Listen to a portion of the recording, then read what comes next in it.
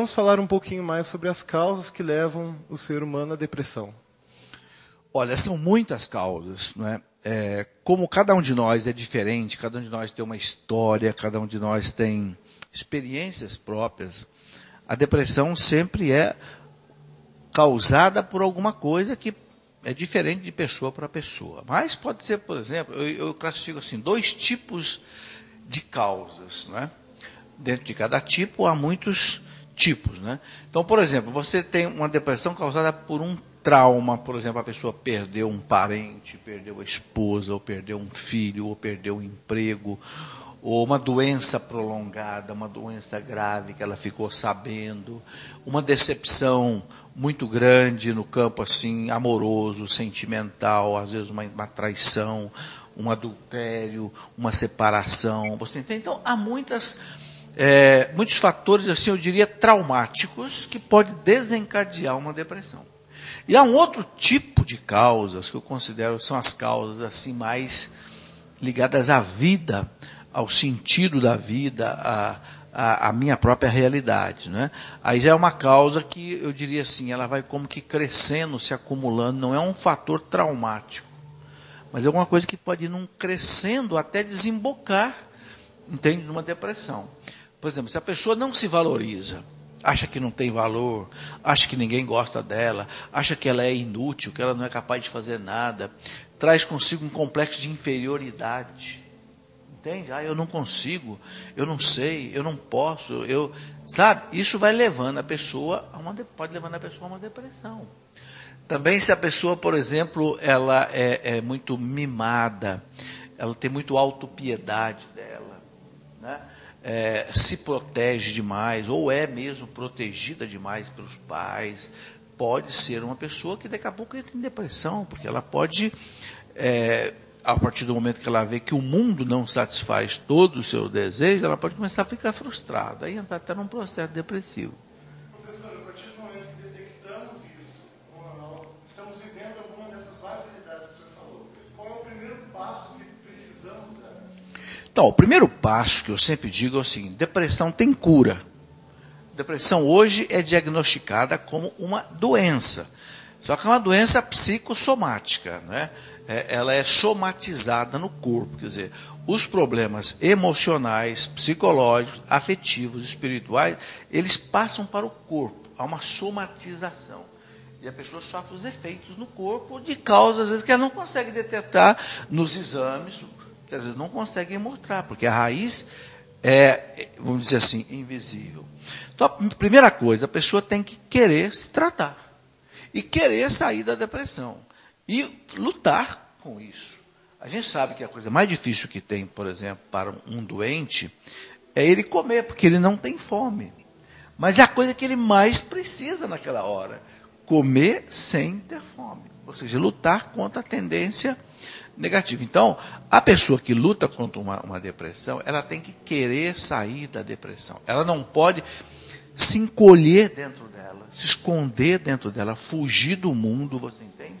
Se trancar num quarto, querer como que voltar ao seu estado fetal. Não pode, tem que ser o contrário. Ela tem que sair de si, encontrar os outros, procurar ajudar alguém, entende? Então, é esse processo contrário a essa introspecção que vai ajudar. E para isso você tem que usar muitas coisas importantes, tem que usar as pessoas que circundam a gente, com as amizades, a família, a oração, a espiritualidade, esporte, tratamento médico.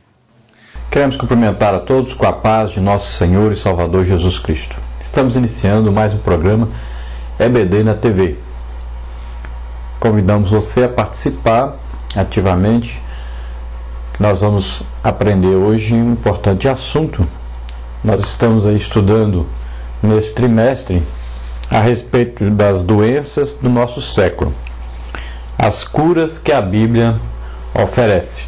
Hoje nós estaremos aí estudando a lição de número 4 desse terceiro trimestre de 2008 e nós vamos ver depressão, a doença da alma. Nós vamos estudar sobre um assunto que abrange tanto as pessoas descrentes como as pessoas crentes, e um assunto atual, principalmente nas grandes cidades. não necessariamente atingindo apenas as grandes cidades, uma doença que atinge tanto a criança, como adolescentes, como jovens, como meia-idade, como também aqueles que já estão com a idade avançada. E ela tem muito a ver com a melancolia, a tristeza excessiva, tem muito a ver com a pessoa que vive assim afastada dos outros, pessoas que vivem assim trancadas em seus quartos, pessoas muito tristes. No site do Dr. Drauzio Varela, nós encontramos aí a depressão, e lá é definida a depressão como uma desordem psiquiátrica muito mais frequente do que se imaginava. Estudos recentes mostram que 10% a 25% das pessoas que procuram as clínicas gerais apresentam sintomas dessa enfermidade. Essas porcentagens são semelhantes aí ao número de casos de hipertensão e infecções respiratórias que os clínicos atendem em seus serviços normais. Ao contrário dessas doenças, entretanto, eles não costumam estar preparados para reconhecer e tratar a depressão. Para caracterizar aí o diagnóstico de depressão, foi criada então a tabela, e nela 5 ou mais dos sintomas relacionados devem estar presentes. Dentre eles, então, um é obrigatório: é o estado deprimido ou falta de motivação para as tarefas diárias, e há pelo menos aí 2 semanas de duração. Então, falta de motivação e também aquele estado de depressão, a pessoa deprimida. Isso deverá estar ocorrendo durante 2 semanas para que seja então confirmado o caso de depressão. Então, segundo o DSM-4, ou seja, é o manual de estatística, né, que dá o diagnóstico de doenças mentais, o estado deprimido, então, é sentir-se deprimido a maior parte do tempo. Primeiro, é o estado deprimido, ou seja, é a pessoa que se sente deprimida a maior parte do tempo. Segundo, anedônia, ou seja, é o interesse diminuído ou perda de prazer para realizar as atividades de rotina. Terceiro, sensação de inutilidade ou culpa excessiva. Quarto, dificuldade de concentração, habilidade frequentemente diminuída para pensar e concentrar-se. Quinto, fadiga ou perda de energia. Sexto, distúrbios do sono, insônia ou hipersônia praticamente diárias.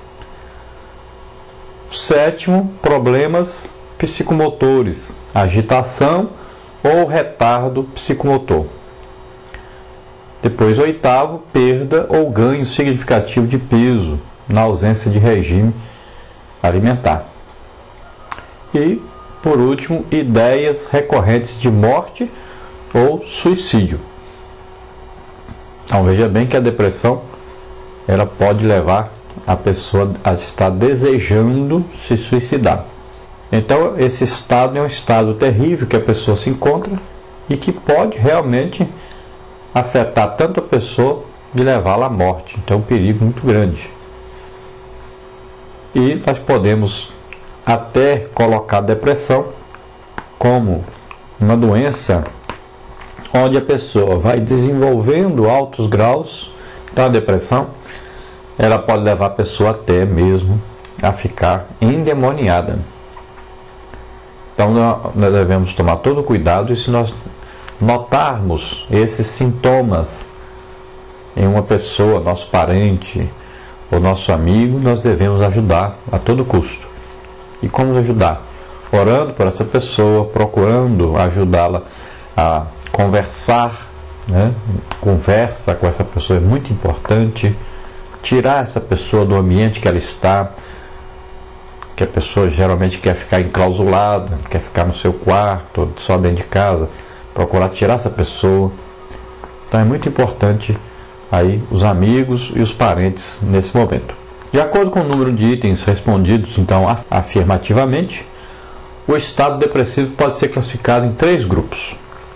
Então existem 3 grupos aí de pessoas que estão com depressão. Primeiro, depressão menor, de 2 a 4 sintomas por 2 ou mais semanas, incluindo estado deprimido ou anedônia. Aí o outro estado é distimia, que é outro grupo.